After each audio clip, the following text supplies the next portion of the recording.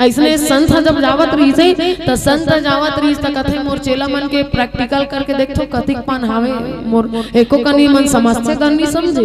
ऐसे कही के जावत रही तो ढाबा में एक कढ़ाई पूरा मांस पके रहे, एक कढ़ाई मांस पके रहे ना। तब संत हा कथे एक कन देख ले तो मन कतिक पानी तेला की से और मांस के एक ठनी से डल्ला उठाइस और इसे खा देथे कुकरी समझन खातो नहीं। अब इसने उठाई और उठाए के बाद में ऐसे खाते।